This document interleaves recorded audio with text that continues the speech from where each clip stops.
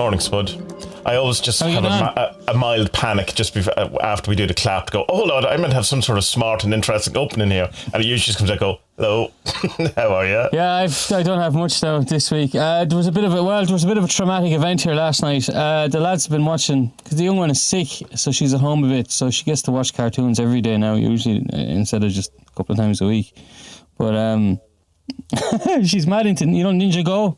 Or Ninjago. Yeah. Ninjago. Supposed to be pronounced Ninjago, but I can't force myself to do it. So, spoiler alert, around season 4, the motherfuckers kill Zane. Have you got that far? No, he doesn't like it, so we don't watch it. So. Okay, well, yeah, he should be too young. Sure, my lads are too young for it as well. But Zane is the so there's 4 ninjas, right? And obviously. And then Zane is a droid. He's a Nindroid, which is a pretty cool name, actually, Nindroid. And they fucking kill him off, man. And he does this amazing heroic thing, like the baddie is taking all the power from all the fucking Earth. I don't know what the fuck he's doing. And he's pushing it into Zane. And Zane has his hands fucking out like that, and he's sucking in all the power. And everyone's freaking out, going, no, he's gonna die. And then the Splinter guy, the master, with the big mustache, I don't know, what's he called? What's Sensei? Whatever. He's like, no, we have to go, because we're all going to die. And he's like, yeah, but he's going to die. He's like, oh, yeah, but these are robots. Okay, it's grand. And no, he's going to die. And he sucks up all this fucking energy. And then at the last moment, just fucking Ninja Go, just kills that motherfucker with all the energy back at him, But he kills himself. He sacrifices himself. The Murphy children. Were they okay with it? Were they happy enough? They understood the bigger picture of it, yeah? They didn't quite grasp what was going on at all. And, oh, man. I had to stay with the young lad for an extra half an hour last night, trying to explain to him, like he's not dead, he's in the computer, it's okay. And I was like getting out my phone, and I was like, if I break my phone, like I can get a new phone and it's the same number. And he's like, can you? Yes, I can. I've had many phones with the same number. Wow. And yeah, but like with the droid thing, it's like his mind is somewhere else. It's just his body that's here. And I was going, oh, this is a bit esoteric now. He's not going to get this at all. And eventually he did get it then. But he was bawling. I was like, what the fuck are we going to do when someone important dies? Like, what if a dog dies, or someone related to us? Went with a dog first. Sorry. The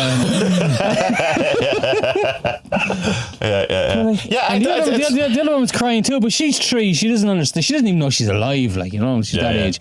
But like, the poor chap, he was heartbroken. I can understand with the younger one, because she doesn't get it, Yeah.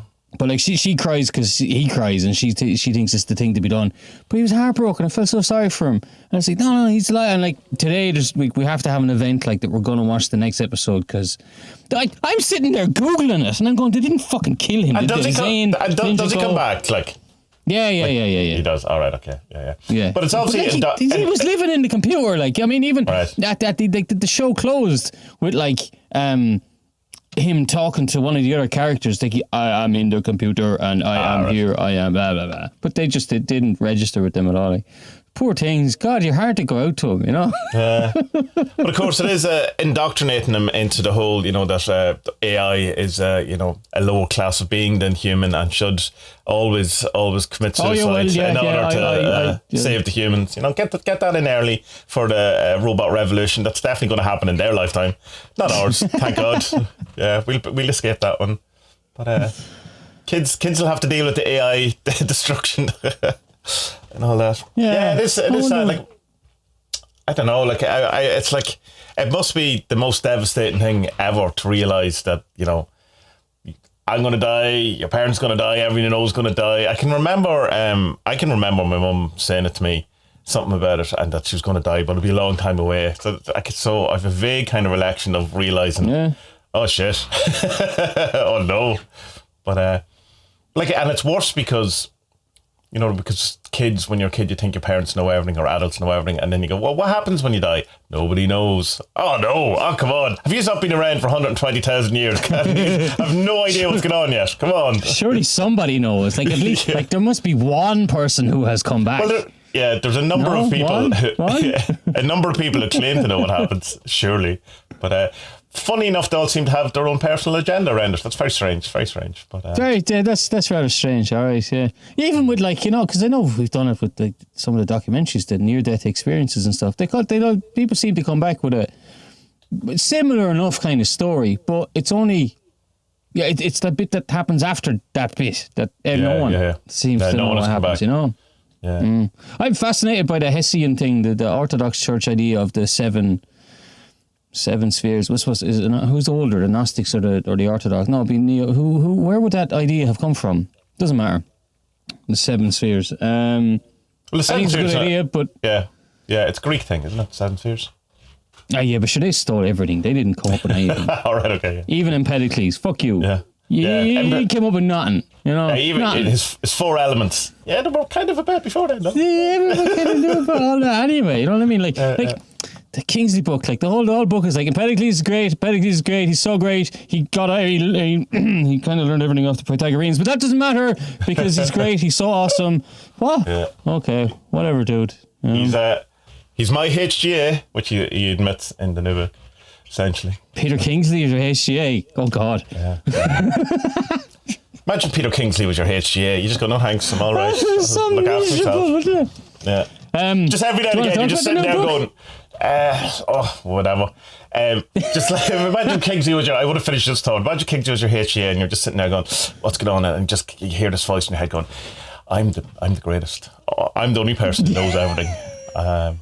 I'm the chosen one. Yeah.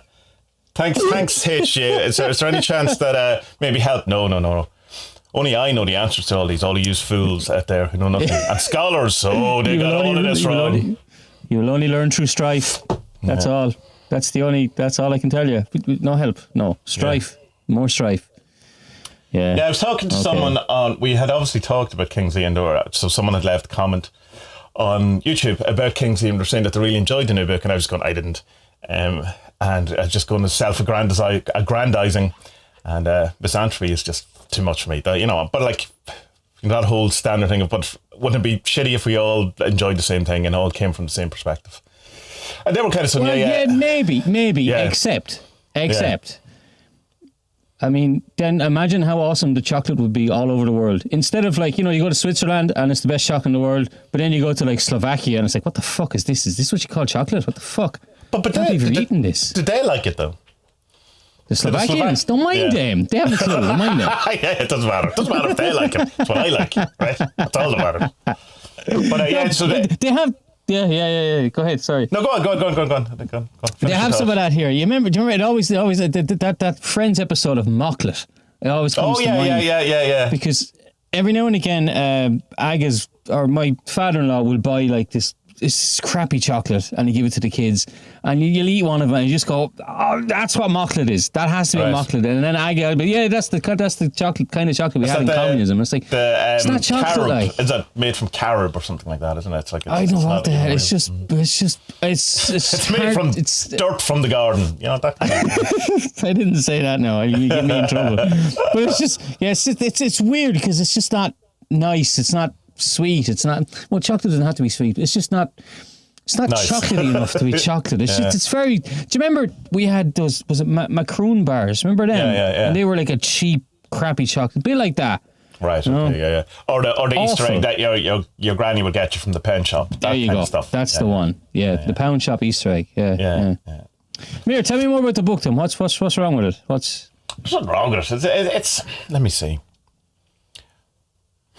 So you have to weigh up, do I want to spend a week talking to people about this or not? And I'm just so, I probably not. So if you PM me, give it out. Leave me alone. About Kingsley, don't bother. What I found you see, first of all I have to say I have a lot of time for Kingsley in many ways and what he does. I've less time for him as a person. And his kind of style and stuff like that. So it's not necessarily the content. I'm not ever disagreeing with his kind of research and stuff, only because I don't know any better. Okay, I first learned most of my stuff that I know about Greeks from Kingsley, who spends most of his time saying that everyone else is wrong. And I was going, well, I don't know. I've never heard of these people you're saying are wrong, nor have I looked into it. So I'm only, getting your word for it. Apart from, I did do that course that you sent me about Empedocles and Parmenides up to Plato, that was a Corsa one or something. Anyhow, they obviously disagreed with Kingsley entirely. But what I get out of it is someone who has fallen for the trap of the chosen one thing that I've talked about a million times. That this very first kind of movement of when you get into these, doing these things, that's part of the Western magical tradition or mystical tradition or any of these things, that it seems to be one of the very early things that happen to people is there's some sort of form of feeling chosen, that they're on a special mission, that they are more chosen than the rest, whatever. And it's like, it's a notable thing that happens, and he seems to have gone, grand, brilliant, this is for me, you know. And he kind of has very kind of standard things that happen to him that should be expected given this type of work, although he seems to think they're amazing and that he's the only one who's, not the only one, but it's that it's much more, it seems to be about him, that it makes him, elevates him rather than, you know, this is, well, like, you know, so he meets his HGA or whatever, his helper or whatever it is that in his room, and you know, then he notices that there's a smell that he also associates. Just like, yeah, I have that. Yeah. That's normal. Yeah. That's normal. That's a standard thing. That's well, you know. Maybe we shouldn't say it's normal, but like that's. Well, it's normal if you're doing this type of work. You know, that's to be. It's to be expected. Yeah. If you were doing this stuff, that's to be expected. Sure. And then it's called, I don't know. It's this argument from divinity which I can't have, because it's like, you can't disagree with me because the goddess told me or Empedocles told me, and I've stuff revealed to me that you haven't revealed to you, and so therefore you have to believe me. So fine, that may be true, no good to me at all, you know, because there's another guy over here saying exactly the same thing but disagreeing with you, and there's a million people over the other side who follow a church that completely disagrees with you, and they have the same kind of outlook, and they, you know, that it's in the Bible, so it's true, and it's the same, you know, it's an appeal to authority. It's exactly that argument, only you're adding a divinity to it so that it's unquestionable. You know, it's the guru thing that I just, you know, if you're true and if it's right, then it should be self-evident, or it shouldn't have to be believed just because you said God told you, right? Yeah, that's so. Yeah. There's a guy who shared it. Max shared it, an old video of Chapman, wasn't it, a while ago? And he said something brilliant near the end. He's like, all gurus are primates. And I love that. Yeah. You know, he was just making... The Vinya Gupta video, isn't it, that one? Where they're sitting on it. The guy he's talking to is at Vinya, who they're just talking on, passing the phone. Passing the phone to each other. Yeah. Some Scottish guy is interviewing him, yeah? Mm-hmm. And... yeah, and he was making an argument in it, like, you know, the guru, you shouldn't, yeah, exactly what you were saying. You know, you don't have to just go with the guru because that's what he says. Like, the guru should just help you teach to get to where he is, you know. And he also mentioned, like, the other fella, your man I don't like, what's his name? Ali Da. He's saying exactly the same thing, you know. Ali Da's a piece of shit, like, you know, which he was. It's a terrible person. But nobody was on it spiritually, you know. Oh, guy we've talked about before, Trumpera, whatever his name is, I can never pronounce it. The alcoholic, you know, the crazy wise guy, crazy wisdom guy. So pedophilia have come out there. There's a whole new podcast all about. I haven't listened to it. I haven't but it was brought up on Reddit yesterday, and I just marked it to have a listen to that. But like French kissing 12-year-old girls and stuff like this that's as far as I got without going right. I'll actually spend some time and look into that. But I mean, it's like, that's the problem, isn't it? Right? You know, and there's that. I've started watching the Netflix thing, which is about John of God, which is the Brazilian healer guy, and you know, Oprah Winfrey went to him. You know, had to sit down. His energy so immense. Wayne Dyer, when he was dying, his big thing, he went over to John of God, and so it's really slow documentary. It's like there's 6 parts to it, and like they're an hour long. And like the first one, I only got through the first one, and it's setting it up, and you're kind of going, "Oh, right, okay, right, come on," you know. But but it's trying to be even-handed, I suppose, where it's kind of going, here's all this good science, you know. But you can at the background, you're just waiting for, you know, the string quartet coming, dun dun dun dun dun dun, just all around. But really. So what I know, he channels people. I wasn't aware of that he channels like. King Solomon is one of the things. He challenged this doctor I assume, he's probably from Atlantis or something. That's me. I'm not sure if he is, but he looks from his portrait to be not from around here. Let's that way. And a couple of other people. But he never did it for money, as far as I know. But I also have heard people have paid an awful lot of money to go and see him. So I don't know what stories are true. But they certainly see that he was brought into a particular town in Brazil, and it became a huge tourist thing. So there's a lot of money coming into the town. They seem to get friendly with the mayor. So there's some, but like, so what? I think people, if you're a healer, I think you're okay charging people. I don't have an issue with that anyway. I suppose I have an issue with people saying they don't charge people if they are secretly charging for the good stuff or something like that. Again, not saying that's what John of God does. But then it's kind of, towards the end of it, they start going, I was here because my granny had cancer, and then he looks at me and goes, "Oh, you're a medium, you should join my team." And when you come into, the back room, he goes, "Oh no, it's your turn to heal me." Opens his zip, opens his trousers. All right, okay. So that's kind of how the first episode ends. Allegedly. I have no first-hand information at all. No, but he's dead. You can say what you want about dead people. Is he dead? I don't think he is dead. Is he? I thought he was stuck. Oh, is he not? Well, then he can't. No, be careful. Yeah. Well, he was definitely alive recently. That's the best I can say. Maybe he's dead. I don't know. Maybe. Well, I suppose why is the Netflix documentary doing it now? But not to say, to go back to Kingsley, I'm not saying Kingsley does this at all. I don't know how I ended up with that. Because we went from Adida to Chumpra. He's a difficult. I think with Kingsley, my problem with him is that I want to like him more than I like him, more than I'm able to at the minute. Yeah, so do I. That's it exactly. Yeah, he obviously knows what he's on about, but at the same time, he's just so gatekeeper-ish about everything. Yeah. And like the book. Look, I'm still only on the first book. I think I have 50 pages to go or something like that, which means that 49 of them will be notes or whatever. But like, it's just 49 of them will be going. Oh, only I know about this. Just the way he does the footnotes is really annoying. It's not the normal way of doing them. Like, it's really annoying. Like he'll mention something, and instead of going into it, he'll just put a footnote instead of explain it. And it's like, well, just fucking explain it, man. See, there's a very simple rule to writing. Treat your readers like they don't know what you're talking about, and he doesn't do that. He really doesn't do that, But he also has a disdain for his reader, I find, as well, which I don't like. He hates us. He hates people who he thinks aren't as smart as him. Yeah. Which is everyone. Yeah. Yeah, which is everyone, yeah. It's the book has really put me off him. So well, this is the thing that I found about this book of life is that, because you asked me, did you get anything from it? I go, yeah, I did. It completely and utterly dissolved the final kind of illusion of Peter Kingsley as I don't know, whatever. You've read all the fucking books. I haven't read the one you've read. I got halfway through and got bored, so I didn't. But only because at that point I was going, this is stuff you've talked about before. It's the same. And his new book as well, if you've listened to any of the audio tapes or his lectures or whatever, there is literally no new stories in this. They're all in those audio. There's no new stories. There's no new revelations. See, I was expecting a book a bit like Magia, where it's a teaching of, how to, because it was become enlightened or no, it's not. It's a biography, autobiography, pretty much. More than it's all. Well, people really like the new book. But you know what I mean. No, but you know what I mean. Like, there's so many bloody.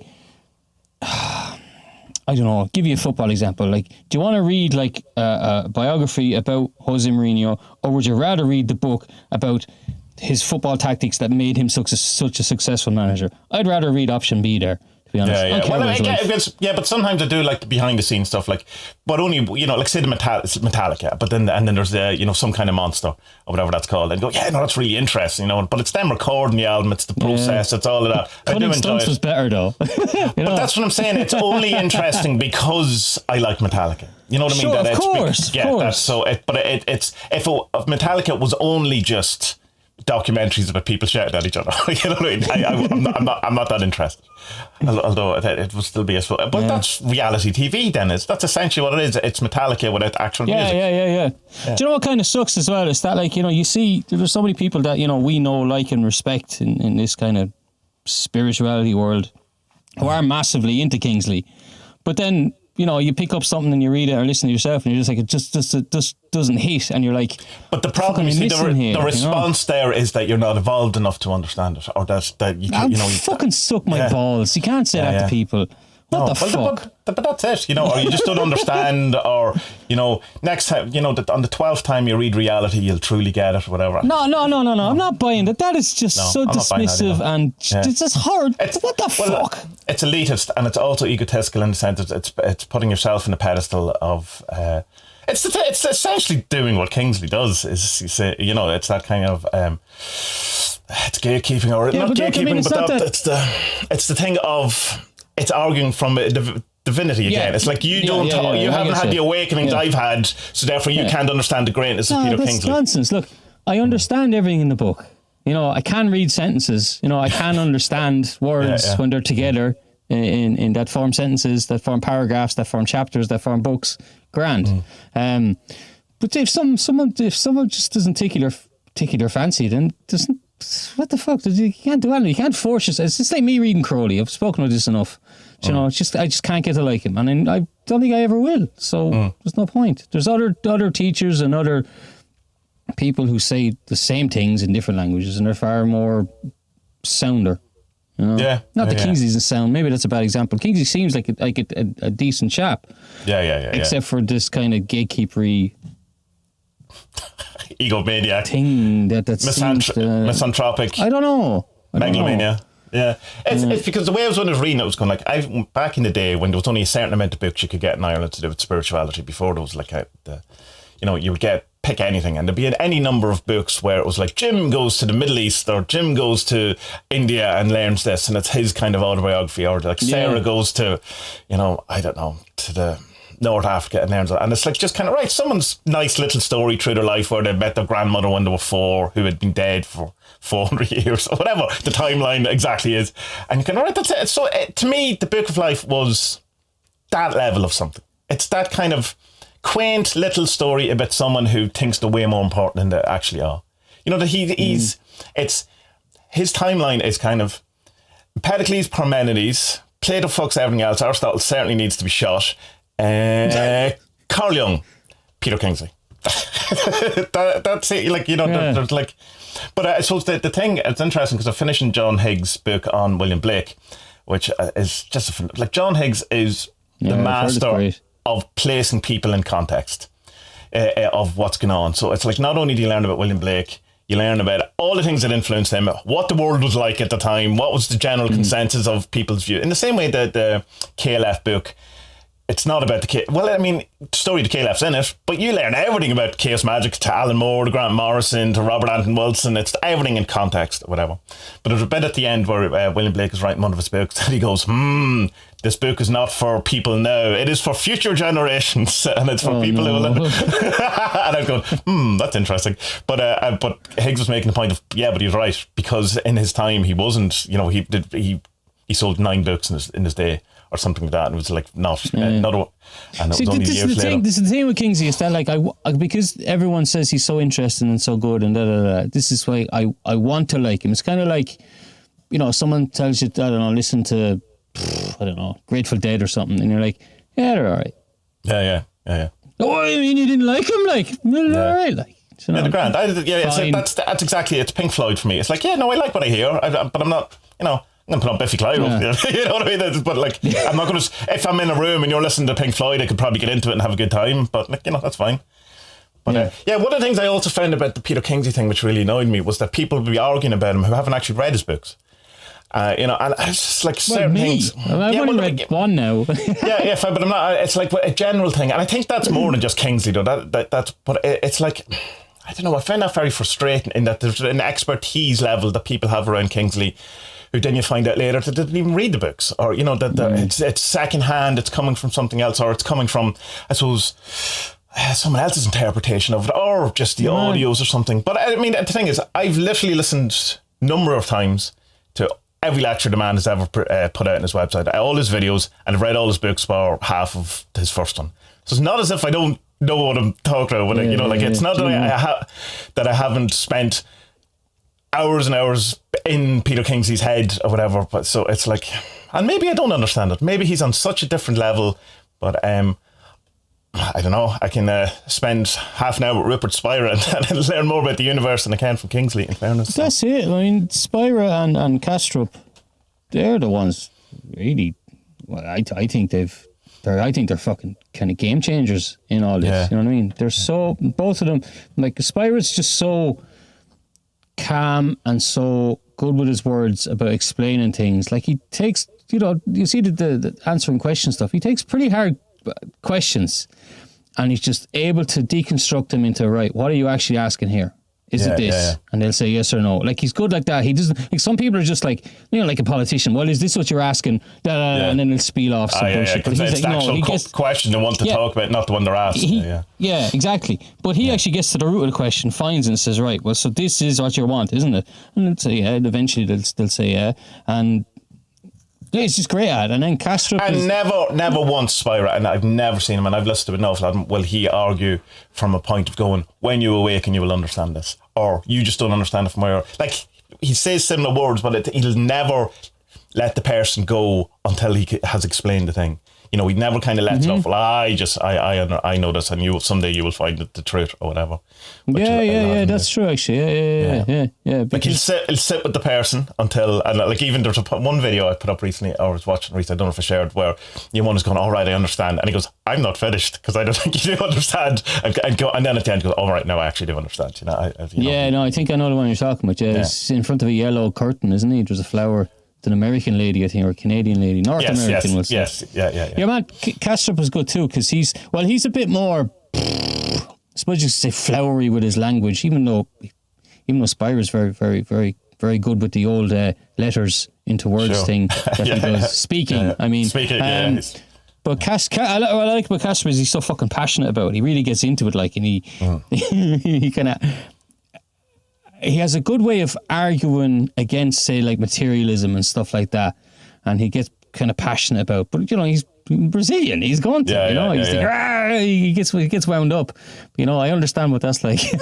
But seen the John Vervaeke interview with on Kurt Jamalji's whatever name. They're against each other. How did they not? Well, they're not. It's kind of it's done really well. He has a name for it, and I can't remember. It's the opposite of a debate. Is kind of a thing. It's like it's a coming together. Is the thing. Oh, and the two of them obviously disagree on fundamental things, but the two of them are like. John Vervaeke is brilliant too. It's without conceding and without just going, oh yes, we're all real friends here, arguing the fucking point big time in a really respectful manner, and then when they can't agree at the end, it's just like, well, okay, and I respect and understand why you have your opinion. And it's like there's one point where John just does get a bit much into it. He kind of has to pull himself back a bit, but it's a bit of a laugh around it. But those things, they're like 78 hours, whatever. All of his podcast. It's the latest one with Leo Guara, whatever his name is. I'm halfway through it, and it's 7.5 hours. Like that's like but it's brilliant. Like, he should just release the transcripts. But again, probably to finish in this, because we swore at least 3 months ago that we were never even going to mention Kingsley on the podcast again. But here we are. It's the cultishness around him that I find very hard to deal with around, and it's like the feverish. It's that sort of kind of thing people have around him, that it's like as if he can do no wrong. He's been kind of sainthooded, but also like. Yeah. The divine kind of level of where, like, even to the point of when they disagree with him, they still kind of agree with him. So it's a very strange. It's very bizarre. It is bizarre. Yeah. Plus, as well, like, I mean, to say this in like a nice way, and it isn't going to sound nice. Like, he's a nobody. Like, no one has a clue who he is outside of the people who are his fans. He's never going to make a ripple in any other. Like, for example, chap we're talking about last week, Be Here Now. Ramdas. Ramdas massive. Fucking massive. So he is. He's way bigger than I thought he was. He's fucking huge. Huge. Big name. Peter Kingsley's got like 200 followers on Twitter or something, and 1,000 people on Facebook. Like, he's just... And okay, shut up. No. Just like he... It's exactly what you're saying. It's the cultish stuff as well. I really like Kingsley, but it's like not in the elevator. He's a firmly mid-tier magician, if you want. Like, I mean, he's not my top. He's definitely not rubbish, but he's there. He's somewhere in the middle. Grand. Yeah, but he's not okay. As much as I don't like Crowley, he's still fucking in the top. Yeah, however, sure, exactly. Yeah, he's no Crowley, he's no Gurdjieff.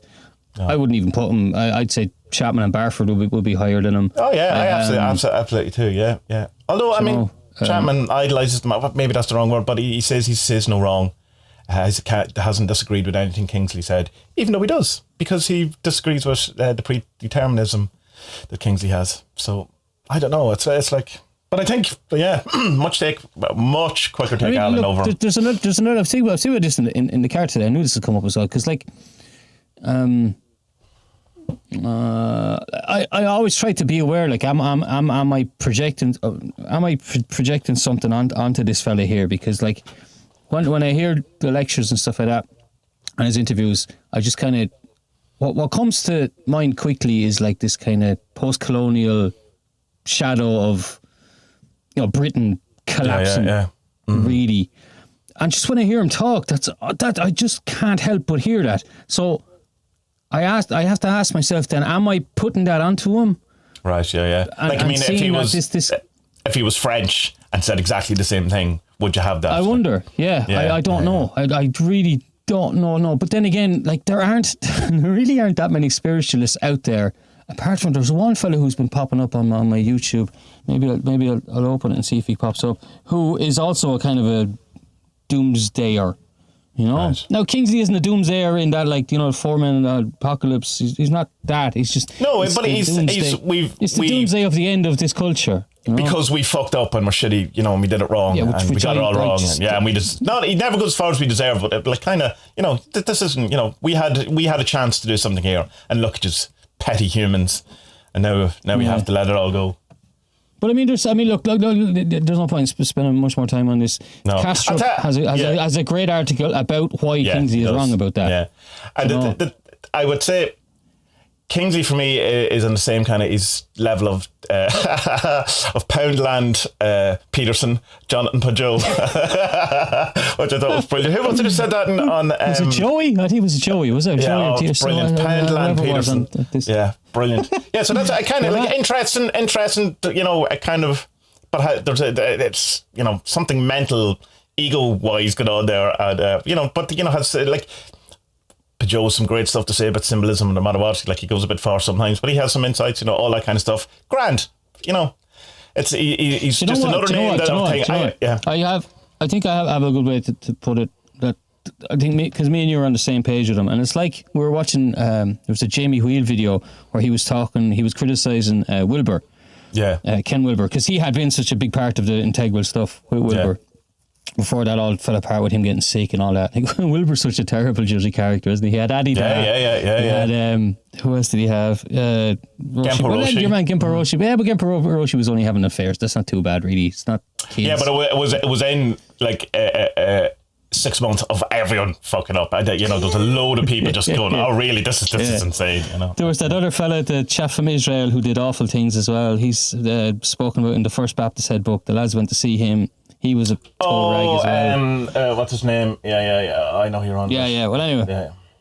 So Jamie Wheel had a great thing about. Look at my books. Yep, I know who you're on. Yeah, Jamie Wheel had a great thing about Integral. Andrew Cohen. Cohen, that's it. Andrew Cohen. Yeah. So Jamie Wheel had a great thing about Integral. He's like, read the books, learn it, close the books, forget you learned it. Yeah. And I think this is like that. Okay, maybe not forget you learn it, but it's like, okay, read the books. I would say, read Kingsley. Read Kingsley, enjoy it, close the book, don't join the cult. That's all. That's it. That's my. Definitely read the book. Man, the other fella I'm thinking of, it is on my fucking algorithm. It really wants me to watch this fella. Shunya Murti, you know him?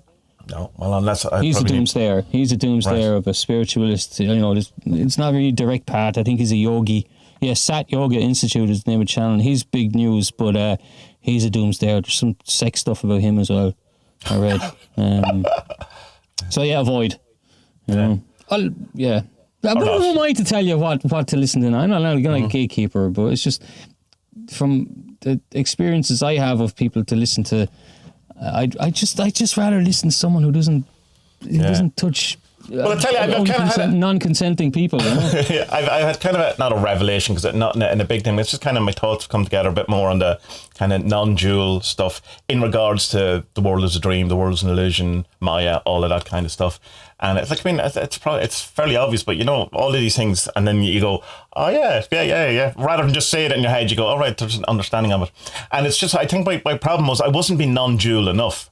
And you know, it was kind of still in a duality of, you know, why is this place considered an illusion or whatever, and why would God do this? What you know? And I can only think of it, you know, either the one is it's a trap, it's our mistake, like the Course in Miracle one, where we somehow made a false conclusion about God and hid in this thing, or you know that we've you know, that's the fall, or if it's the Christian thing that you know we fucked up by you know wanting to be like God, which is essentially what the Christian thing is, even though it's, I don't know, sometimes told it's to do with sex, or sometimes it's told to do with, any amount of things. They can't seem to make their mind up exactly what the apple represents. But it's kind of, and then it's from coming out of the Peter Kingsley book, and kind of where he's going, like he has, let me say, I was going to say use the word audacity. I don't mean it's not quite that, where he's kind of saying, we have fucked up in a sense, and there was a chance and civilization, and then it's going right. But who exactly did? If I'm God, right? It's Kingsley suggesting that I and civilization as God have fucked up and got it wrong. In that, you know, like, and then it was kind of clicking. It was going like, how can a tree or how can a forest have such kind of impact on me if all of this is illusion, or it's you know a mistake or a dream or anything like that? And then I went, you dickhead, you know, you're still doing duality. The tree is God. You are God. All of this is God. Everything is. Mm-hmm. It's not. And I was still separating it between God somewhere doing a thing that this is like where Earth is, or whatever, you know what I mean? And it's kind of, oh no, all of it. All of this is God. All of it, or divine, or awareness, or being, or whatever. It's the whole thing. And it's kind of like, that's going, no, I really like that. That kind of allows all of the kind of problems or interjections I had about it to kind of, right, that can all sit in there, and it's kind of like, there's still a few where I don't get it, but I mean, there's a thing that I kind of realised that I'm probably going to die not getting it all or understanding it. I'm certainly going to die not having read all the books I want to read, you know, so there's going to be a point where I just kind of have to go, oh well, I did my best here and tried, you know, but to allow that, maybe not that you can't understand it, but maybe it's, you know, it's a mystery, it's not meant to be understood, you know, but it's kind of, so still see how much duality I still have, given even that, you know, like the awakening experience where I recognize the whole thing, but it's like, you can fall back into it, you know, and which is why I think we've discussed probably off air, that it seemed like a continuum thing, no matter what, like, you know, that there's no kind of point where you go, maybe there is, maybe it's further down the line, and someday I'll go, oh no, I know it all, and only future generations will understand my blog posts, obviously, at that point, but that's fine, But yeah, so it's really interesting, it's kind of, so it's in that and Spira is great on the whole illusion thing. He's really good on it, because it's saying, it's like, right, illusion's the wrong word, and it's kind of, there's a separation between what people were saying, you know, what classically what illusion was and real and stuff like that, and it's kind of got all muddled in together or whatever, and it's in it, and that it's now, while it's a dream, that it doesn't count, that it's not, you know, and he says, no, it absolutely counts. And I suppose people like Leo Guerra, whatever, I can't pronounce his name, the baldy guy on YouTube is, you know, 1.5 million subscribers. It was really good. I beginning to like him again once I can get past again this kind of God thing, and the seeming egotistical thing, and he like, right, okay, right, let's go with it. It's, you know, as I say, everyone's problematic in some way, so if that's his problematic thing, grand, I can certainly deal with that. And it's just the way he's kind of talking about it, and it's like, no, it's not a mistake, it's not, you know, it's consciousness or being or awareness or whatever, this is what it does, you know, and it's evolving and it's moving and it's trying to work it all out, and that's such much more satisfying than I had a look at God and went, no thanks, I'm going to create this world of pain. Get away from you. I think my idea of is that it's working itself out.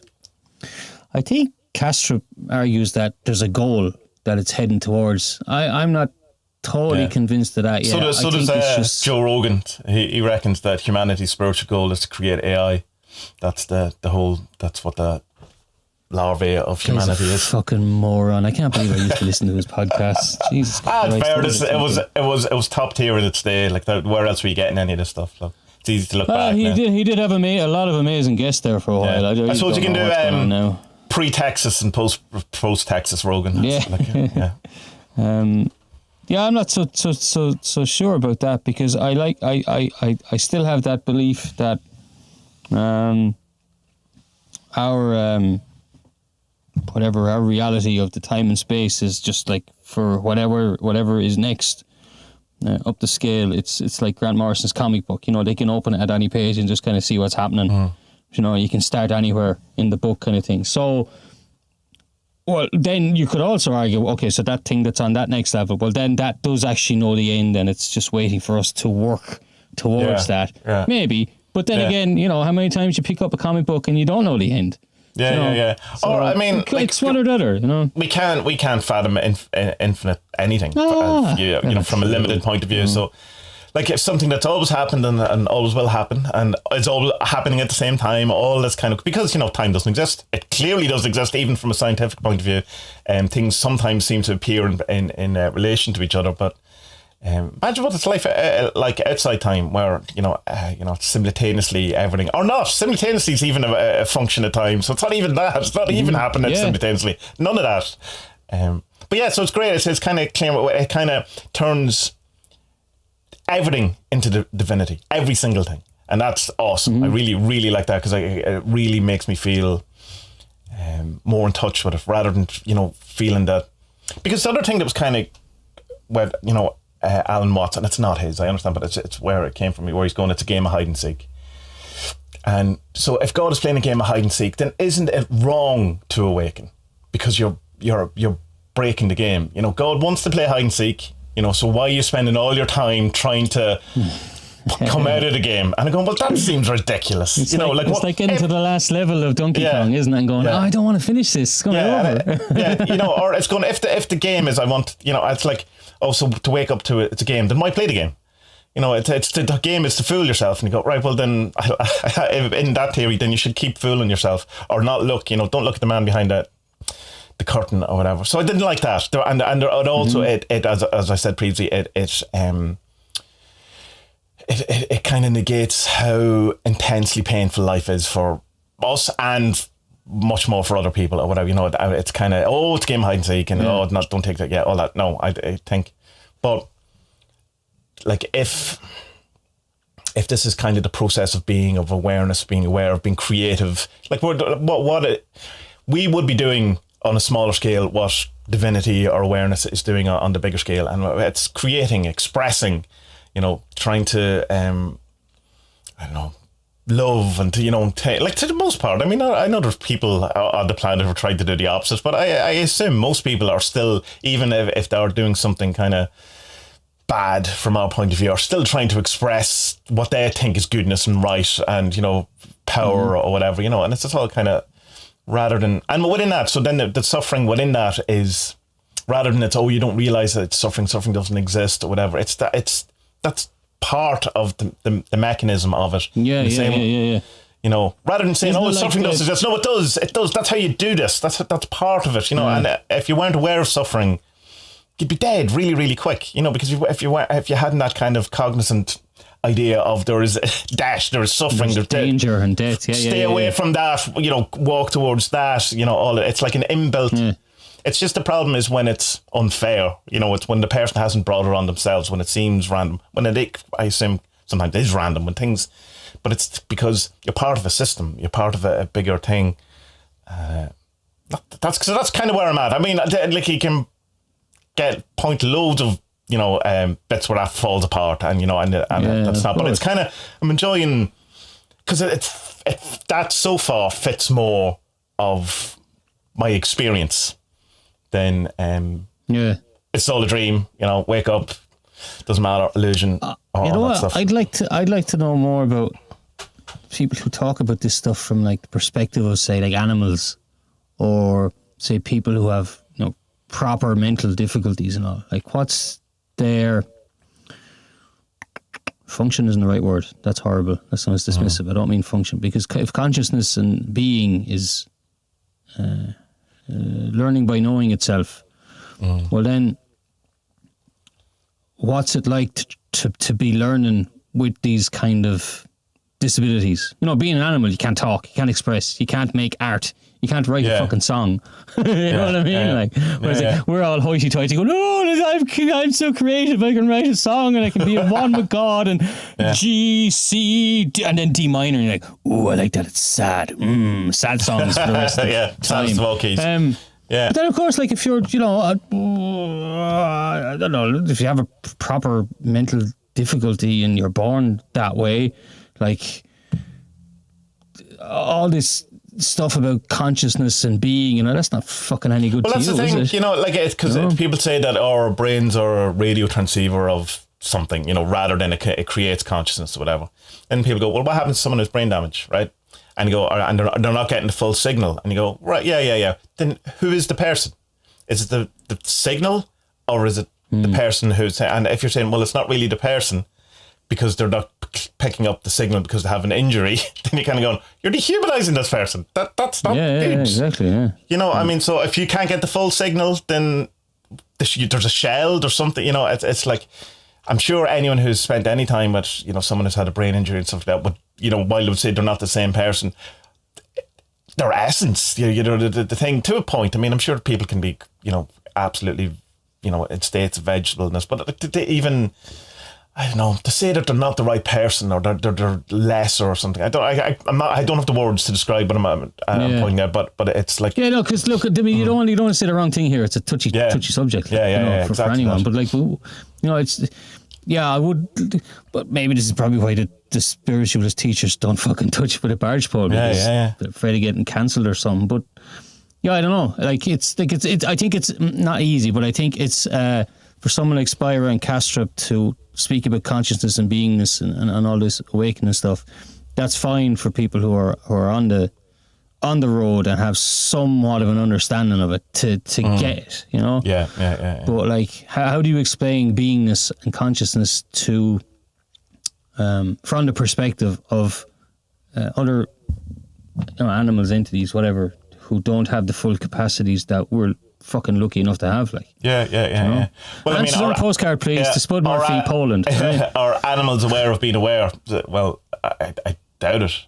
But I don't know. I don't know what the inner life of my dog is at all. I think so. Someone. I think it's an argument that they are, because they know what danger is and stuff like that. Yeah, so but is that not instinct? They know. But sure, what your instinct? What is instinct? Yeah, I know. Yeah, what is it? Instinct comes from awareness, doesn't it? Yeah. I mean, collective awareness. There's a thing Stuart Wilde used to say with regards to animals. This is particularly stuff that we have around domesticated animals, that they have a kind of awareness that is around us. That when, you know, that if they were left to their own devices, it kind of they don't have, that it, you know, they become in a sense aware of the awareness, if you want. So it's like Toy Story, is it? When you're in a room or whatever. So I'm saying, like, I would say there is a difference between my dog, who has come from a long line of domesticated, you know, dogs and been around humans for a long while, then a dog that has, you know, never been around, or an animal that's only ever been. Mm-hmm. I would think, but I mean, I don't know. If you go talk to people who work with animals in the wild, they would say the very distinct personalities, possibly. I don't know, you know. Maybe we just like to think that our little furry friend is more real, more conscious than, you know, because it's part of the family or something. But again, you get into you know, it's easy then to dehumanize other animals. I know that's the wrong word. Or to kind of, it's all right to kill all the chickens. You know, fish don't think. Fish aren't aware of themselves. Let's eat them. You know what I mean? It's fine, eat them, but be aware that they might be aware of themselves too. Have a right to be here. It's tough. All of it's tough because it's like, I don't know, you know, like, and it's speculation, and it's, you know, that kind of thing where you would go like, if you are God and, you know, you're expressing your truth and all of this, that, you know, well, I'm expressing God's truth, and you go, yeah, but, you know, how do you know there's not a shadow in there somewhere? That, you know. Well, why the fuck did you allow mosquitoes to evolve? You sick bastard! Yeah. What the fuck? Yeah. Are those, they have no purpose other than to annoy people and animals. You know, make them sick. Oh, maybe that's the reason, actually. They're here to make sick. Why did you create things that make people sick? Because there's too many of something. Okay, you're thinning out the crowd. Okay, I get that. Okay, I get that. Well, you see, you're thinking, and this is the thing, you're thinking as a human. No, not even that. Yeah, you're thinking like how a human would have created this. you know, and have all this kind of. And I was kind of thinking about it, like, you know, when you're walking home from the shop or whatever, and you're after the person behind the shop has been a dick to you or whatever, or you embarrassed yourself, something happened, but you're just doing that over shop, and you just get so contracted into it that you're not even aware of walking home. You're not the whole thing. I was going, I think that's what's happening then. You know, Tommie is going overthinking about something that happened at the shop on the way home, that he's contracted into this personality, and he's kind of can't get out of it. Not can't get out of it, because that sounds again like it's a trap, but it's a deep contracted thought or expression, or, you know, and then if you're in it so long, then you'll start, you know, you can't see anything else other than it. You know, it's like when someone's deep into jealousy and all they can see is jealousy, you know, that everything the wife does is, it's, you know, something to do with, you know, having sex with the other man, whatever it is. It's like, I suppose it's like a complex or something then. It's the same. Jung would say that anyway, that the complexes in our brains are what we are to consciousness. You know, that we are essentially a complex and bigger consciousness in the way that a shadow is what we have in our thing. So, I mean, that seems to make sense. But again, I can't prove it. I don't know. Jesus, God has a lot of complexes then, huh? Oh, yeah, a lot of problems. That guy's fucked up, man. That guy's fucked up. I wouldn't trust that dude at all. He's 8 million things that he's no idea what, and that's not even including the animals. So you know why? This is why all the awakened people talk about love, because you need to handle them with such fucking care, because he's such a fucking basket case. You can't say, no, he's stuck in a rubber wall, just banging his head off the fucking wall. Going, mosquitoes, what was that about? What was that about? This guy's fucking batshit, okay? But you have to be really, really, really nice, because otherwise he'll explode and he'll just invent like super hornet mosquitoes that'll eat babies, or they'll shoot babies with laser beams. Shoot babies that eat mosquitoes that eat babies that eat mosquitoes. It's a weird thing. It's very weird. It's all gone weird. Speaking of weird, Alejandro. So the documentary we watched this week is Alejandro Jodorowsky, and I know I'm not pronouncing that right, but that's as good as an Irish person. Jodorowsky. Polish name. Jodorowsky. He's born in Chile, 1929. Chile, in his 90s, which is amazing. He's still on the go. Still doesn't look it. No, well, I mean, he doesn't look 25 either, but he definitely doesn't look like 93 or whatever he is. Like, he's still going around. Late 70s, I'd say. And like, when you think of it that way, so being that I'm 44 now, like, that's another 50 years that you could get to do stuff if you're going to live that long. Part of me is excited by that. Part of me is horrified by that. It's like, oh, really? But I mean, if you're still able to do what he's doing at 94, then, you know, great, I'll hang around for that. But if it's nappies and draining savings because they're going to throw you out of the old folks' home, no thanks. Going to live in the field. Although maybe living in the field when you're 90 might be the fairy thing. Anyway, the documentary it's called Psychomagic.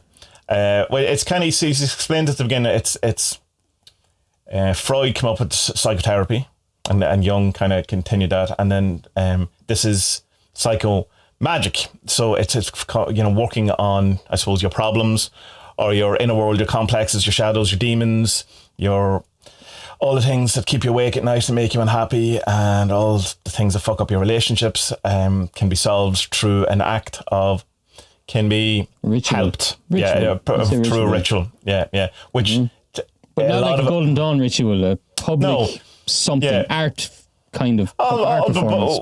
There's performance to it. Yeah, there's definitely a re-performance, or in the sense of some of it is definitely a recapitulation where you're redoing the same thing in a better way, in a more. So I suppose an example would be to explain it would be that. So someone's mother died, say, in a helicopter accident, and were meant to get to another place.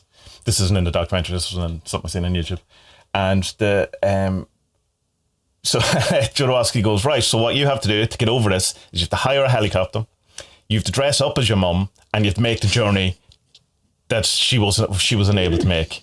And deliver the poem that she was supposed to deliver. Something, whatever it was, you have to finish the kind of thing. I was going, right, okay, and I really Yes, and there's an awful lot of this documentary where it's just going, this is insane. And then the next thing I would go, no, I think he's right. He's definitely there's something he's understanding that. And then it'd be the next one go, I'm going to touch your testicles. And you go, why is he touching people's testicles? And then you go, and then you can see the reaction your man has, and you go, all right, he really needed to touch that man's testicles. It's unbelievable. I get it. Because my reaction after watching this was like, I want to join this man's church. I'll be in your cult. Center. I will. Yeah. This sounds amazing. I would like to be a practitioner of psychomagic if it helps people. Psychomagic or what did he call it? Yeah, psychomagic. Psychomagic. Well, it's psychomagia in its well. Sí, señor. Psychomagia, señor. Yeah.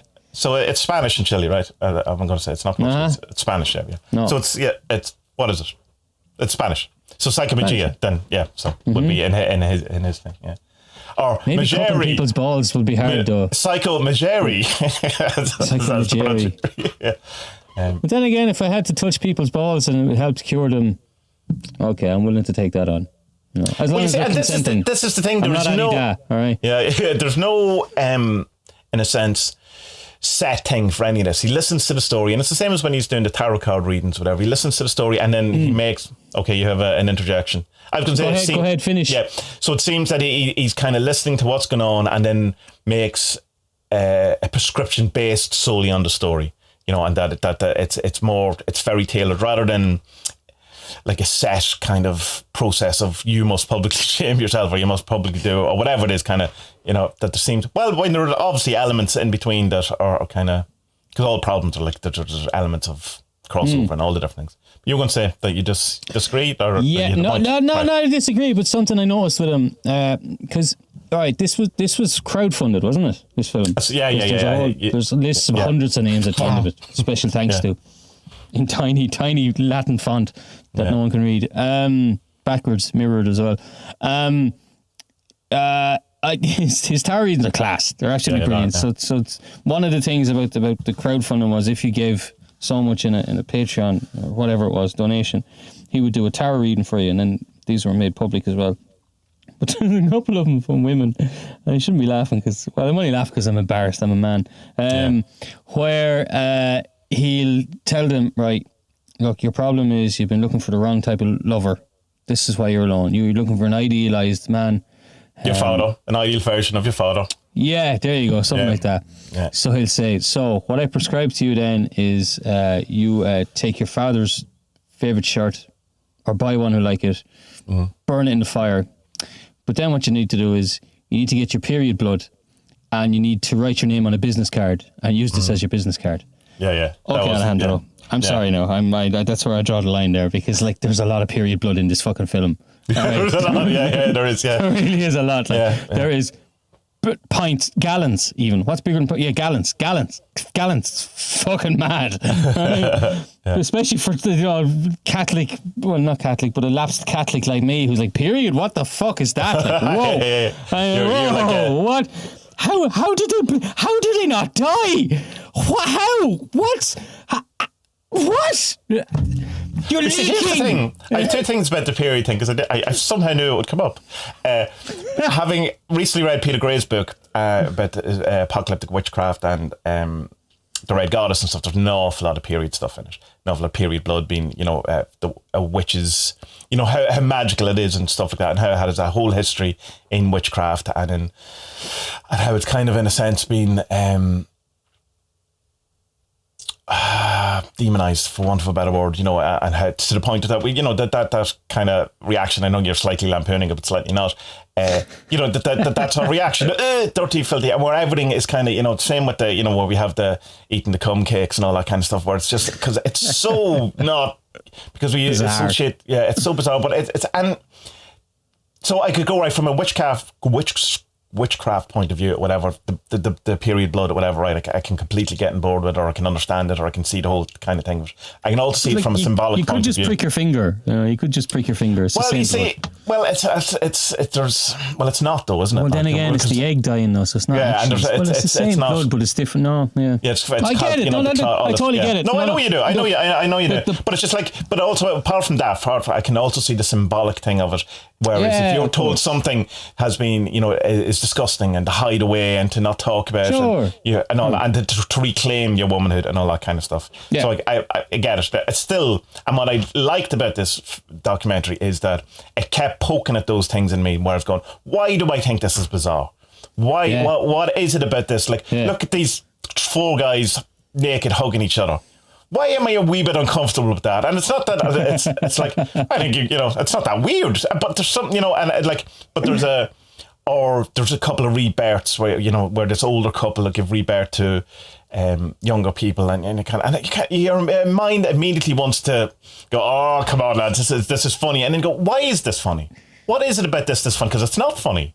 But we have this kind of social construct and the thing, what's allowable, what's funny, what we do, whereas, which is, in a sense, really bad for us, because an awful lot of what people needed in this is just to be held and touched, and to have a surrogate parent tell them they're nice, or I love you, or just to be, and where we can go, so this rebirth, we can laugh, oh look, they're breastfeeding with some milk. Well then, what Jodorowsky would argue back to me then is that, so look, but the thing I was saying was, or what I'm saying is that he does use this period blood thing a lot. He uses it in this film.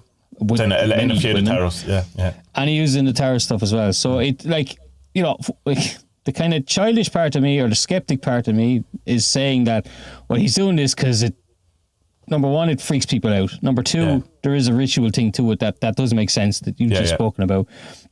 And so, it's to break the taboo and that kind of thing, which seems to be an awful lot. That's what I'm looking for, Sarah. It's the taboo-ness of it, which, I mean, I laughed so much during this film, so I did, because I love laughing at those public taboos, because, I know myself, I'm a coward, I wouldn't. Wouldn't do it. Yeah, absolutely wouldn't do it. An awful lot of it. Yeah. Or I certainly wouldn't do it on film. If I went to Jodorowsky and says, look, man, I have this problem, can you fix it? And he's like, right, Spud, look, man, you need to do X, Y, Z, but then you need a pint of jizz, and I need you to paint a donkey on your wall. It's like, okay, cool, I'll do that, but I'm going to film you and put it on the internet. You're not filming me, man. No fucking way. It's between me and you and the $10,000 I had to give for this consultation. For it, But it's like, because there's another one, the Tescal one is in a church, whatever, and it's to do with your man feels emasculated, whatever. But it's not just that. That's not the whole thing was then 2 guys come in, he strips down, they paint him gold in a church. I don't know how they got permission to do it, because there's paint fucking everywhere on the this at least 1,000-year-old church floor, this immaculate thing. And then you go, right, okay, now you have to walk out and walk around like a golden angel, in your sandals or whatever. And he starts reciting like a play or something, isn't he? It's fucking brilliant. There's a great thing where I think it's in that, where he's going, say something true, Jodorowsky saying, say something true, and your man just goes, I am here, and I was going, I would never have thought to have said that, but that's brilliant, and say it louder, I am here, and he's going, fuck yeah. It's like that bit in Chasing the Present documentary where your man goes to the scream therapy with the Northern Irish psychologist, whatever. He just starts screaming, and he can just he's wanted to do that for 20 years and hasn't been able to do it. And it's like, there's a really sad one in it though, and we were talking about this on private and Discord as well. This old woman who's it's one of the last ones, isn't it? The second last one, She's late 70s, or she's old, but she definitely looks 20 years older than Jodorowsky does. Anyway, she looks like if it had been the scene, if this is Alejandro's mother and he's going to visit her, you go, all right, okay, I can get behind that. But she's just she's old, man. No, she's 88. Right, okay, then. So, but the same, still younger than him, which is a testament, I suppose, to his good genes. But she's really kind of bitter about things, about life, and about how it worked out, and how decisions she made around marrying people, marrying a husband, who she doesn't seem to have loved, but she did it for circumstance, thought she'd have a better life. She's not really into kind of the stuff that's going on in the world. She feels like there's a thing where she's talking about immigrants, and that she doesn't care, but it just seems to be something she's saying rather than she has a big point to make about immigrants, whatever. She's just going, I don't give a shit about anything that's going on. I have a lovely flat around me, and who cares? And what it is, and she's so devastatingly unhappy, and let down by life or whatever. She has 101 things to be unhappy about, and the thing is that each one of those 101 things isn't the thing. No. She's just unhappy. That's it. Yeah, that's it. You know, yeah. And he comes up, and I kind of got the sense, because he says that he met her twice. I kind of got the sense from him that he didn't really know how to treat her for a while. What I got was that he wasn't there the first time, that it was just the film crew interviewing her, and then he turns up. That's what I got. Maybe I'm wrong in that. That's just kind of what I... But I think that might make more sense, and which would be good, because it means he's not just spewing out something off the cuff. Like, he's actually thinking about this kind of stuff. But either way, it's the second visit where he sorts her out, or at least appears to.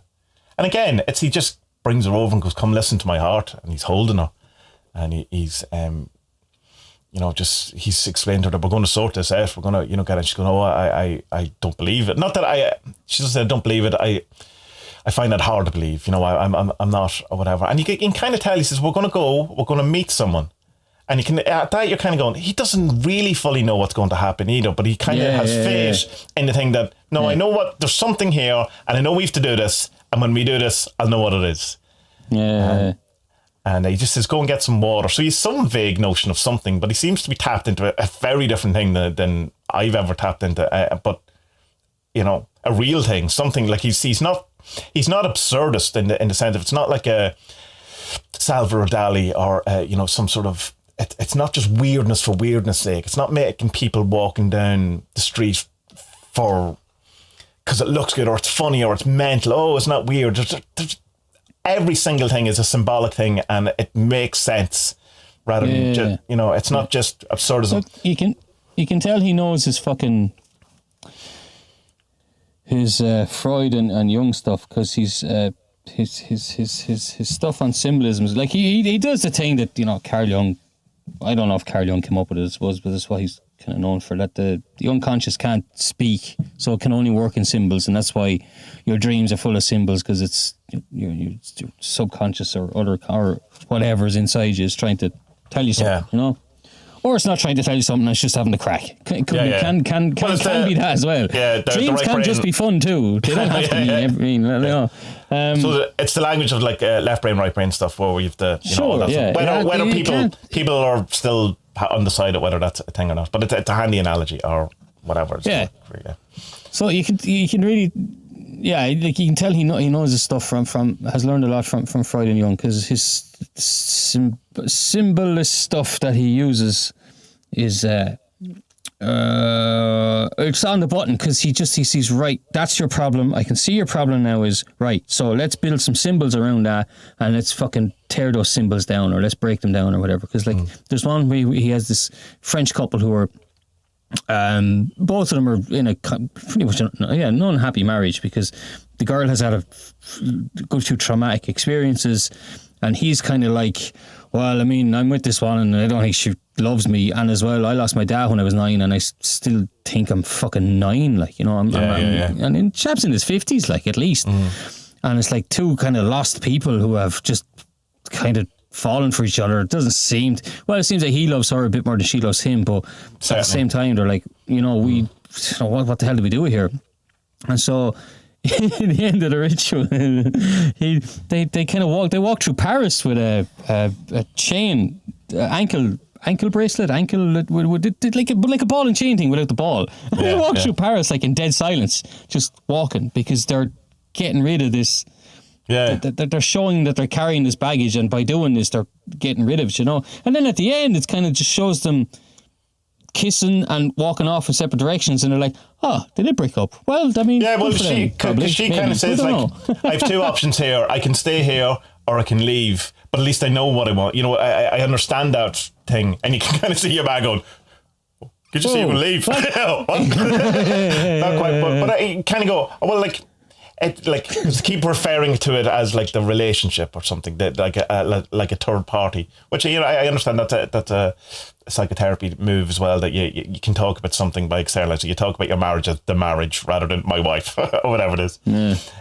So I wondered if it was that, but it was kind of, she got to the point, goes, I understand, like, I've dropped all this or whatever, and I'm going to leave, or I can stay or whatever. So I assumed they did. But there's a really kind of interesting that I got from that, was kind of like going, that if you come to this relationship in a damaged kind of place looking to be fixed or whatever it is, and then you're lost, or you get rid of that or sorted out, then you're not the person who should be in that relationship. The person who should be in that relationship, in a sense, is the damaged person, because that's where they should be.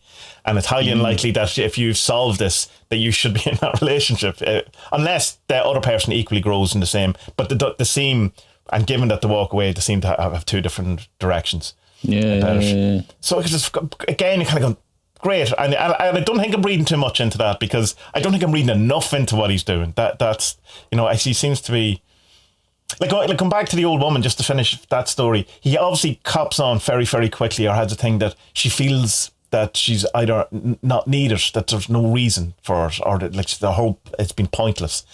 So he goes, right, we're going to go out to the park, and she says, oh yeah, I go there a lot, whatever. And then he goes, here's the person. Here it is. And it's just enormous, huge, amazing tree. Geez, how could you not love this tree? And have a bottle of water that, did he know what he needed it for?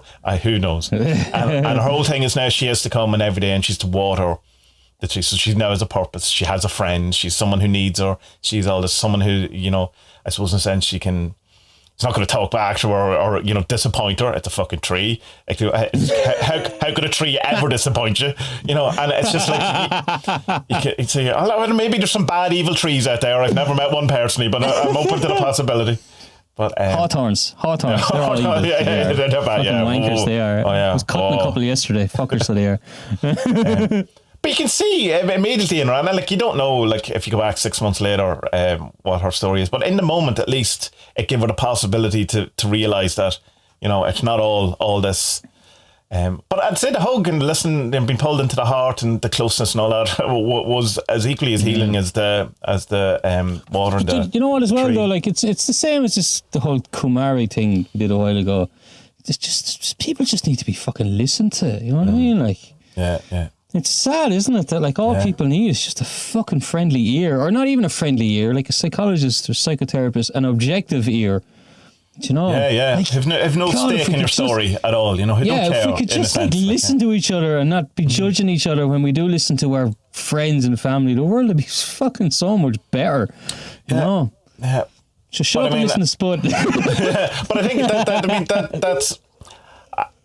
I think that's one of the big things of why there's the kind of mental health crisis that we have, is that we have so many things that you're allowed to be, not allowed to be, and clearly, while capitalism in its form that we have now has raised, so many people out of poverty, it also seems to be driving us all a wee bit nutty. The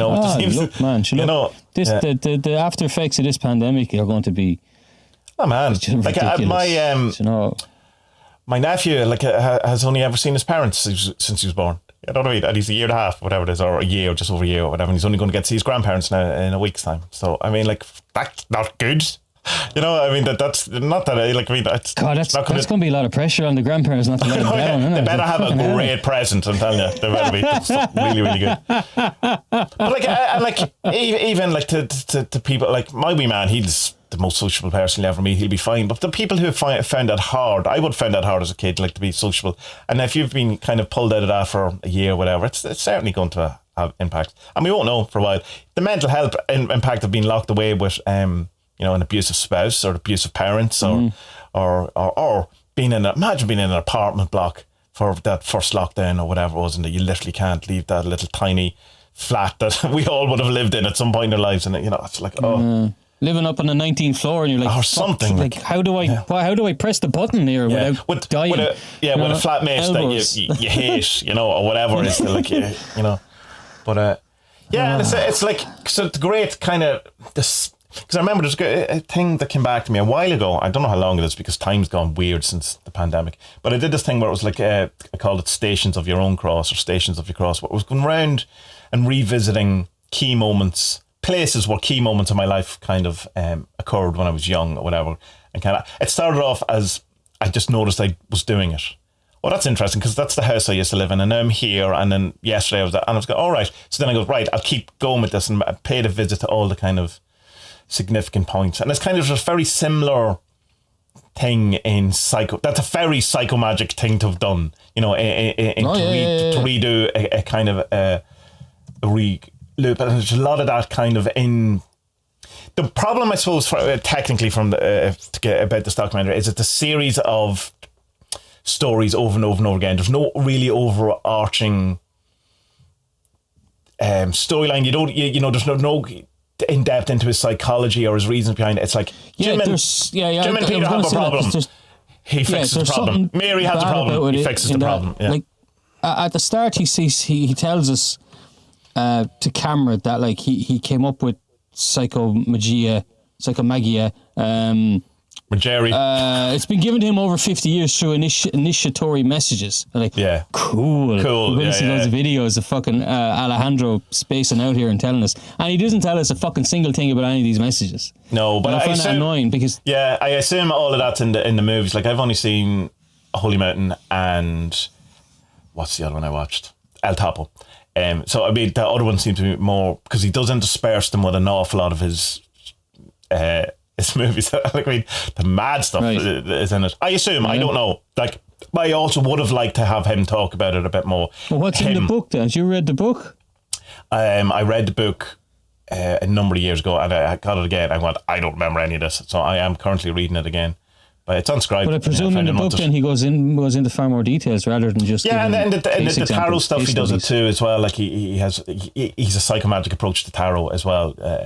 But there's a manual as well. There's the Psychomagic manual of how you can go through this stuff as well. Awesome. So, I mean, and awesome. Like, when I was watching as well, like it was just. I'm looking up this fella here. I've mentioned this fella a million times. People have bought this book, thankfully, because I've mentioned it so much.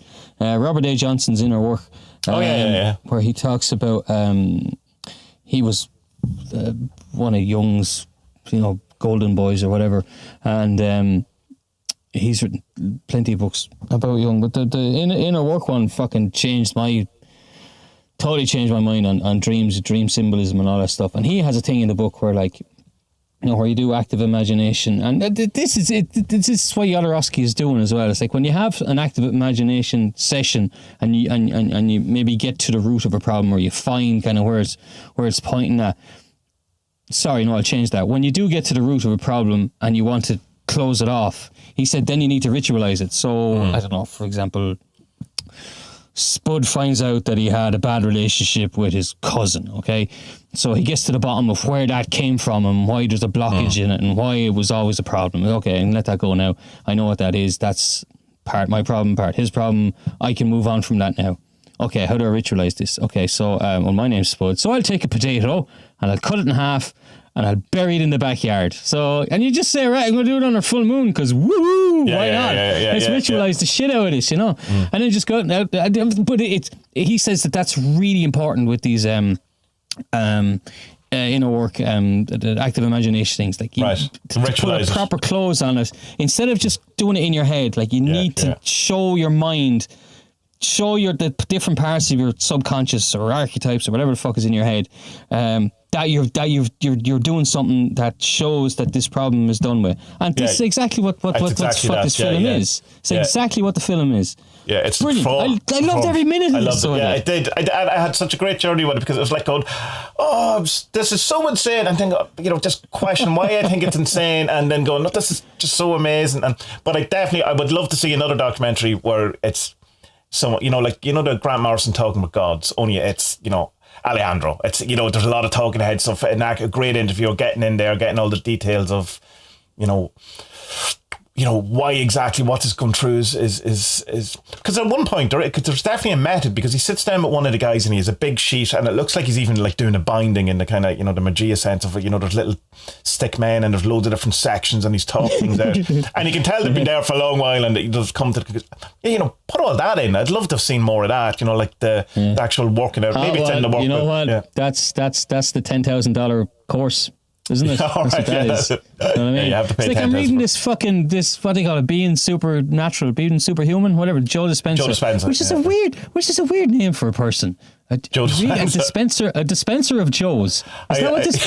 Yeah, it's like a Pez dispenser. That's his real name. That's his real name. Like I assume it is. Joe. I know Americans have crazy names and that, but like, A dispenser? Really? Like, is he trying to pull our leg here with this? We see like the dispenser could be the equivalent of Win from, or like a McCavitt or something. It's like the Spanish or the Portuguese. Yeah, dispenser. Yeah, but I don't know. Yeah. It's just I'm just a bit skeptical of his name because like I'm a good being. The great thing after reading that fucking that Underhill Mystic book is that any other book now I ever read is just going to be so fast.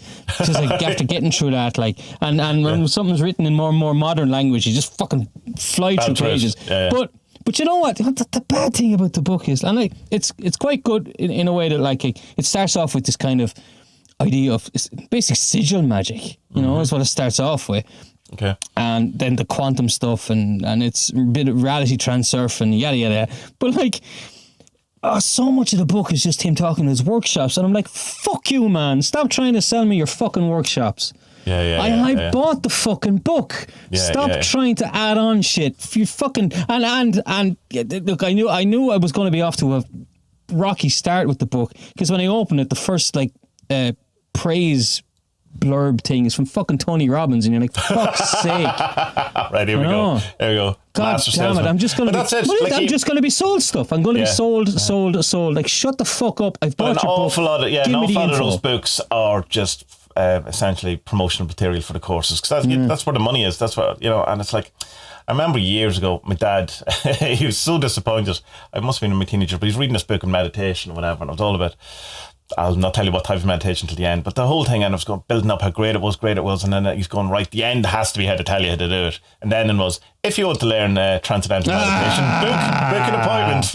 And he's like, you could see he was crushed by the experience, as you should be. Like, if you get to the whole way through. How dare people do that, though? It's disgusting. Jesus Christ! You buy a book for the title, and you're not given the stuff, and it's just like, just get to the fucking point, man, will you? No, I hate it.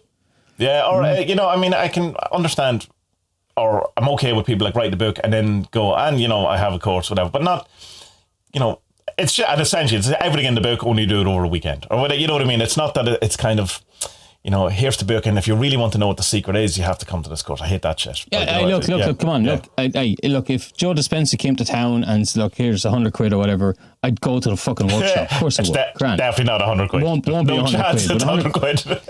You know what I mean? Well, then he won't be very busy in Poland then. Because, no, I can't imagine. Take it. Well, I can pay my mortgage for the next 2 months, or I can go meet this American with the fake fucking name, who you have just to rewritten invest in yourself, though. You have to invest in yourself. No, because it's not the workshops I have a problem with. It's just that the book. It's just that it's mentioned so many times that the book is a fucking advert for the workshops, rather than it being, this is the teaching. I'm also giving workshops. That's a better approach. Cool. Yeah, that's cool. It's not how you become a millionaire, though. Yeah. If anyone does want to get in on him, there's a couple of really good interviews with him on Aubrey Marx's podcast, whatever that's called. There's probably a name for that. But if you get to find them, they're the most viewed podcasts on that channel. So just go into, sort by most viewed, and they're top 2 or 3 or whatever. I don't mind. It depends. It's like Joe back in the day. It's Aubrey. I can listen to him. It depends on his guest. Absolutely. Of course. Sometimes I just can't have it. Yeah. There's what's the guy you like? The rap guy. Why can't I think of his name? The most famous person in the world. He released an album recently and wasn't happy that it got released. He was part of the Kardashians. Terrible album. Yeah, I don't like him in a long time now. His music's gone to shit. He's a huge fan of Alejandro and has the whole part of one of his. There's great kind of part of one of his tour sets is the Holy Mountain, and so he obviously wanted to meet Jodo, and Jodo said, well, so to come up to me and goes, this guy wants to meet you, and he's going, I have no idea who he is. I don't know what the story is, but he meets him and he goes, oh, well, okay, like you're kind of cool or whatever. And he says, and what do you want to, and I said, so I give him an idea. That's as a present. So I handed him an idea and he was delighted. I was going, wow. I was going to Kanye West and go, here's an idea for you. And Kanye West not going, I'm God. Do you not know why I was God? Actually accepting the idea. But yeah, it seems they get on well, and there's but like, he's had a huge influence on more than people know. Like, I mean, John Lennon paid for one of his movies. Well, he paid for the Holy Mountain. Holy Mountain, didn't he? Yeah, and your man who he was, I can't think of his name now, but he was the manager of the Beatles at the time. But he kind of tried to can the Holy Mountain and tried to get it not to be released, and was going to then only tried to have it released after Jodorowsky was dead. Well, I mean, you'd be waiting a fucking while for that, as it turned out. Still waiting. But yeah, so I mean, he's like, if John Lennon was on the map, this was after his first movie. It was after El Topo. Although they found his very first movie that he did as a kind of a student. It's a silent movie that turned up there recently. He's 11 movies altogether. One of them is about elephants. That is just a very strict kind of story about elephants, not anything weird. And people kind of dismiss it as going, well, I don't know, why did he do this? We've no idea. Which is probably the most, if you watch it, it probably has the most symbolic structure to it, that he just, it's disguised as a normal movie. And then good? I've is there like a joke? Is there like a Joe Campbell fucking hero's journey with like one elephant or something? No, it's just like it's called Tusk. So I mean, you can check it out. The one that you should check out if you haven't is Jodorowsky's Dune, which is a documentary about him trying to make the film before David Lynch made the film, which will probably get shown now because Dune's coming out again later this year. So there's kind of and he keeps going. Oh, it's going to flop. It's going to be shit. Of course, that he thinks his version of it would have been the most greatest thing in the world. And who am I to doubt him?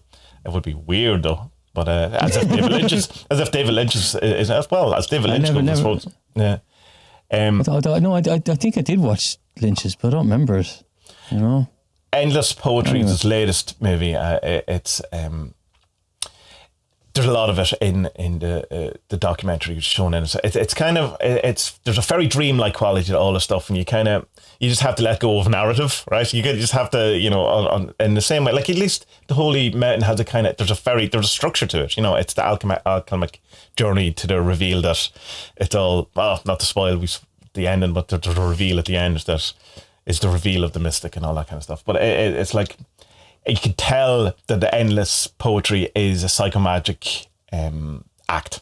It's about his life, and it's about him, reliving and probably changing stuff for the better. Even by showing the hardship, showing all the different things. Like I assume there's stuff in it where he is, made the helicopter journey dressed up as his dead mother to deliver the poetry at the end or whatever it is. Thing. And like there's bits where his son is in it and plays a part or whatever, and you can tell that at certain points of the film, Jodo just comes out as Jodo, and so just it's there, and the characters can't see him, but he's there, and he's getting in on it. So it's wonderful, but you'd certainly have to be in the frame of mind for it, and nice. Yeah, but and visually amazing, He's there was an attempt to cancel him. Did you read about this? Oh no, I don't know this. Apparently, years ago, there was one of his films, like a western, one of his early films. Yeah, El Topo. Yeah, the first. And he said that during doing the early press for it, the promotion for it, he said that as part of the film, he raped the female lead. Oh, right. Jodorowsky said this. And at the time, no one took it seriously. It's like, yeah, you fucking mad bastard. Yeah, what are you on about, But apparently then, a couple of years ago, there was an attempt to cancel him. And he's like, no, look, come on. What the fuck are you on about? Like, I only said that for promotion because it's like no one knew who I was. Right. People seem to believe that. I want to believe that. Yeah. Oh. Yeah. But, it's always something, isn't it? No. Yeah, I mean, there's... Well, the lady hasn't said anything. I presume she was chased down to give her version, and she never said anything. So I presume it's not. I presume it's bullshit. You know? I'll have to look into it, though. I mean, it's not worse, than hearing... But, I mean, it's that kind of... There always seems to be something. Like, I mean, that's the thing about, putting people on pedestals and, all this, is that you kind of... You don't allow them to be human. No, I'm not saying raping someone is an acceptable thing by anyone to do. Dig up, Tommie, dig up. But it's kind of, in a sense, what I mean is more that it's like, why did I expect him to be a perfect person? That's more what, what I mean? Because I'm sure he's I don't know, maybe, doesn't really get on with his ex-wife or whatever it is. I don't know. I'm sure he's not the nicest person at home when he had his issues. It's like even my thing with like I think he has a thing with period blood, okay? Yeah. And like, okay, is that my bias putting that on it? Because I think period blood is, you know. Well, I tell you, if you read Peter Gray's books, that he has it's the same thing. Exactly to the same level as Jodorowsky has, as have other kind of witchcraft. More female though, in fairness. But also like there's the other side of that coin, is that like, is it just a kind of like how to explain this? It's like, oh, this is a taboo, so we need to break it down, rather than just being, no, it's just a period. Like, get over it. You know what I mean? Like, stop making such a big deal out of it. Yeah, or both. You know, why not both? Yeah. But he's like, definitely, because his other stuff is taboo breaking, and there is that sense of it's like that publicly thing, having to let go of something, you know. And so I mean, there is that element to it. Yeah. But it's like that thing of like, well, it's a taboo because everyone just says it's a taboo, and it's like that thing a while ago. I remember telling you about like in publicly, Polish men are homophobic, right? There was a huge poll did a while ago, a huge poll done in Poland, that it's only publicly that people are homophobic. Actually, if you give them, when they do the survey at home, and they say, well, I'm actually only homophobic because my neighbours, and everyone is, 70% of the people are saying it. So it's a taboo only because we say it's a taboo. Actually, it's not taboo at all. It's just a period. You know? Yeah. But yeah, so then doing the thing publicly is the important bit, because that's true, actually. Yeah. Because if you're at home and you're fine, and it's going out in the street with the period blood all over you, I go, fuck you. You're dead right there. Yeah. I see it. Yeah. Look, I think this is class, and I think a lot of people benefit from it if they kind of faced up to their demons and did something. Look, you don't have to go down to the main fucking square where you're from. Sometimes you do, no? Sometimes you do. No, but if it. Well, it depends on the thing, you know what I mean? Like the stuff in the film, there's very little of it that I would agree to film myself doing, like the birth stuff. But no one wants to see me naked. Nobody. No. Do you know what I mean? No. Or me already. Maybe a couple of people do, but not on the podcast. Well, I'm not going to take off my clothes. No one wants to see me naked. I wouldn't even. I wouldn't even qualify that. But I think it's just a great form of therapy. I think it is. But you are aware though, if you go to Alejandro, that you're definitely getting covered in period blood. That's going to be part of your journey. There's no fucking question about that.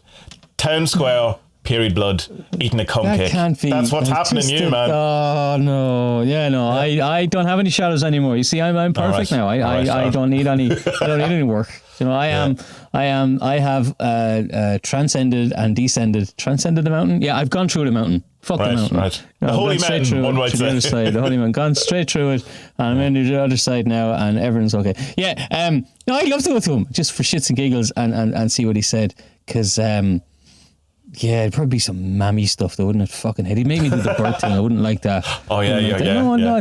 But that's the thing. I mean, you know, we're closeted Irish lads. We're not used to seeing willies and balls on telly. Yeah. Exactly. There's one of the tarot ones. I don't think it's there anymore. One of the things that used to be on his YouTube is him just sitting completely in the nude, talking.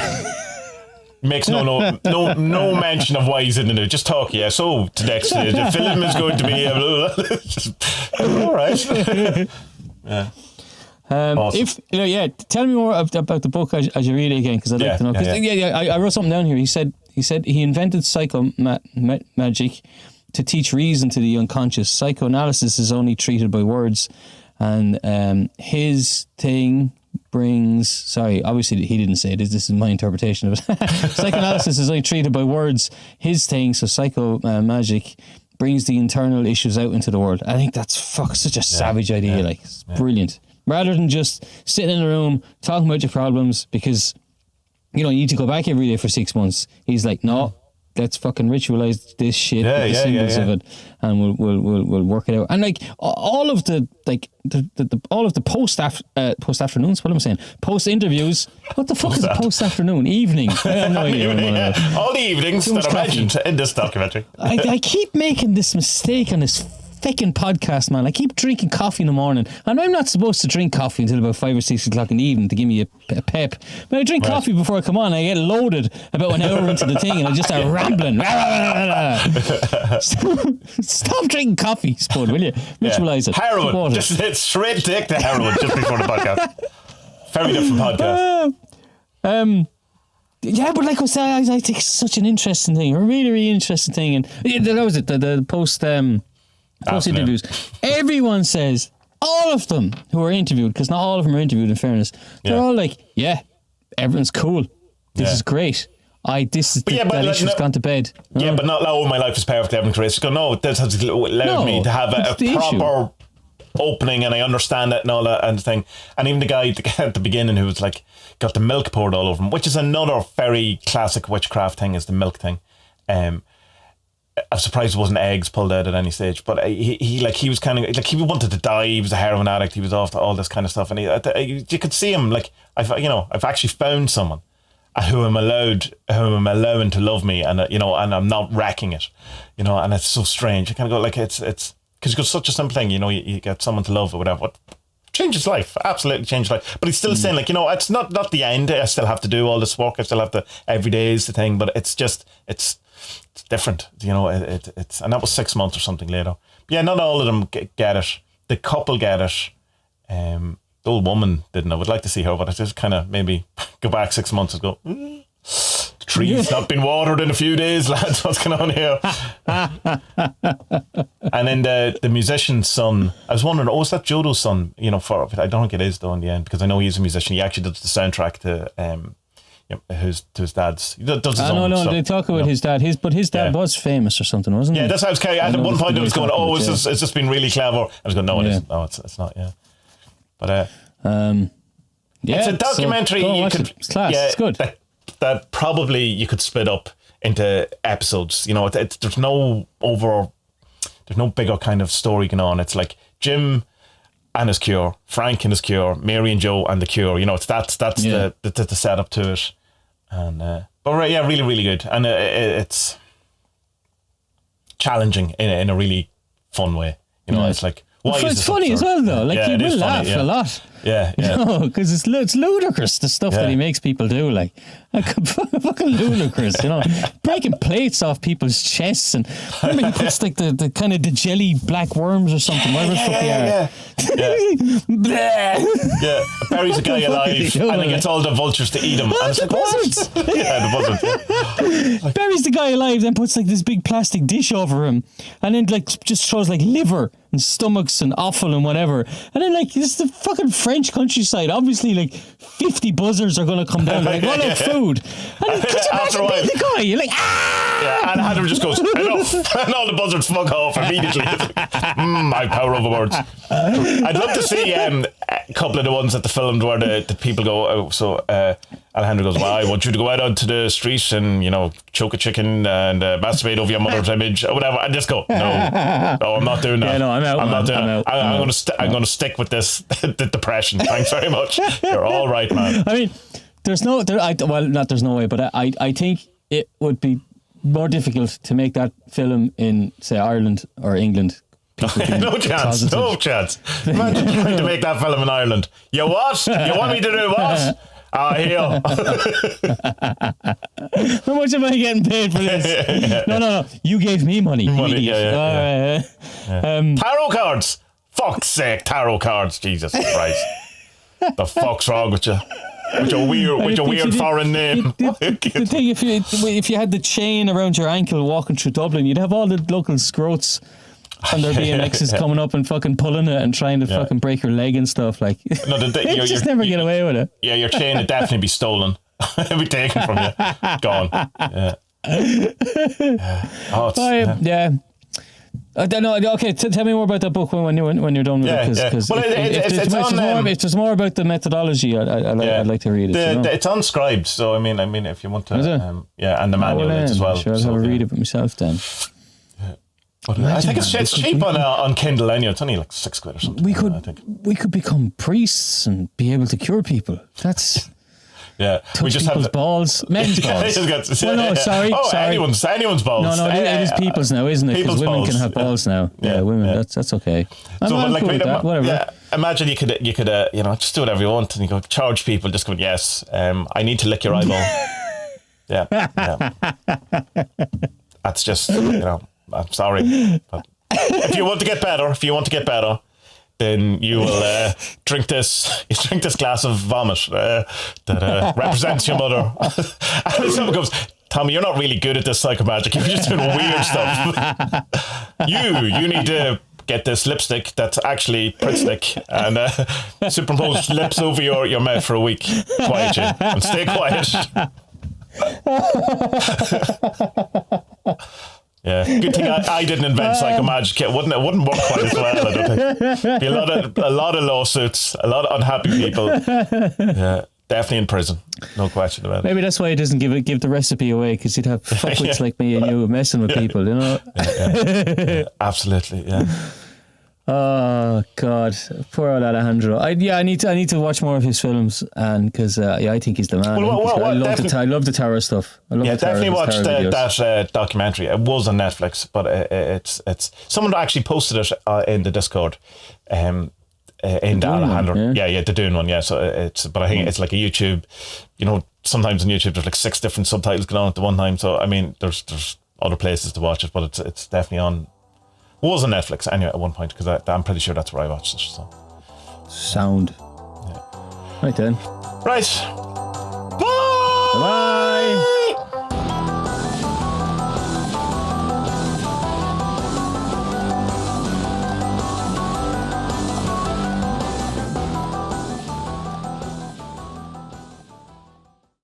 We used to have better endings.